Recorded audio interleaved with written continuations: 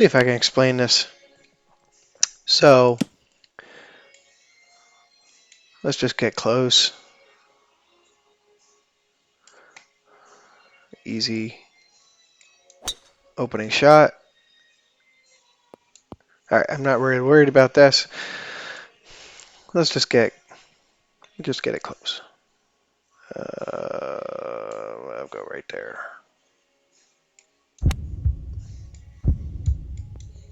Okay, so we're on the green, and I'm gonna unlock it. So if I go right here, this grid line is right through the cup. That is 6 half cups. All right, so right here is 1 half cup. This is 2. You're gonna see the aimer move there. This will become 3, 4, 5. See how it lines up right here? There's 5. And then 6 is right down the middle. So 6 half cups. So this is a half of a cup.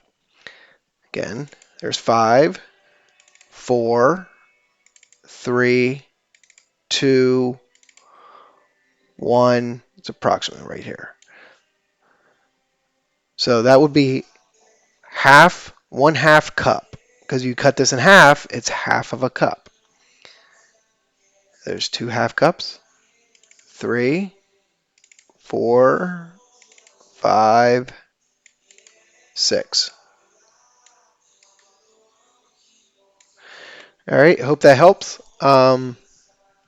Look, a lot of people have helped me along the ways, and I'm still not very good at this game. It's frustrating. I'm consistently inconsistent, but if I can help anybody, I'm always going to help because a lot of people have helped me get to tour champion tier and even get competitive in some of these tournaments. Um, and then, for example, this putt,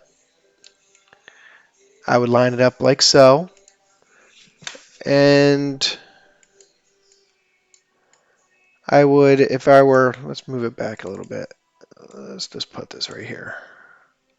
So we're at 1.5. Let's just take it back a little bit. All right, so we're going to be a little bit further back. So this, for this putt, I would try to line this ball, this grid line with the ball. So it's right in line with my feet, and I have 3 dots. And I am, what, 0.4. That's perfect, okay? So 0.4. I want to try and keep everything in the same grid, my aiming point. The dot I would count would be this middle dot because it's the average. This one's hardly moving. This one's moving too fast. The only way I would count this first dot would be if this were down, say, 3 inches, 3 plus inches, 2.5 inches, something like that. If it were up 3 inches, significantly uphill, I would probably count the slowest dot, but I would make sure that this one isn't the wrong line first. And uphill putts, we know, break less because the vertical dots are going towards them. So I usually cut those down by about half a cup to a cup, and I increase the power by, I don't know, 5%, give or take, 3 to 5%. Um, so this is actually reducing the break. So if I were to do this math, for this putt, let me get my sheet up.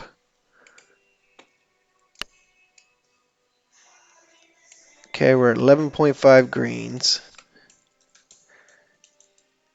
And we're at 6.8, up 0.4. And if I were to count this, if I were to count these dots, Okay, I'm going to try and get everything in the same grid. I'm going to line this up with the ball. It's hard, but because of the swing meter, but this one's barely moving.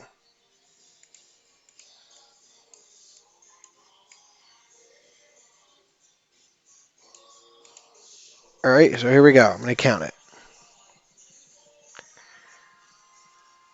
This is really not going to be a great example, but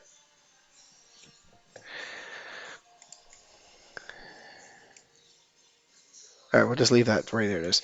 So here we go. I'm counting, and I'm counting a second dot, which is the average. This third dot's not even moving, so it has zero impact on this putt. And this is going to be very slow. It's going to be probably 1/2 cup, if that. And it crosses at 21.66. So we're going to multiply that by 2. Yeah, we're not even half. We're at half of a half cup. So there's 1. I'm going to go right there. So I'm going to go about half of a half cup. Now I'll put it around the edge of the cup. And I'm going to hit it 75%. And this should fall. It should fall. And it does. That's how I go about doing my putting. Um, I try to get 3 dots. That way I can easily identify the average. If I have 4 or 5 dots in the way, I eliminate the fastest, and I typically will go with the next dot. If that's close to being the fastest as well, I'll go to the third fastest dot as the average. And that usually gets me pretty close. Since the update, I've been cutting the aim down by half of a half cup. So if it's 6 half cups, I would aim 5.5. Or if it's 5.5, I would aim 5. It's been fairly successful. There are instances where it has not been, but um, I also struggle with the ding, so that also impacts putt success. Um, but that's what I got right now. I hope this helps. If anything, keep hitting me up. Later.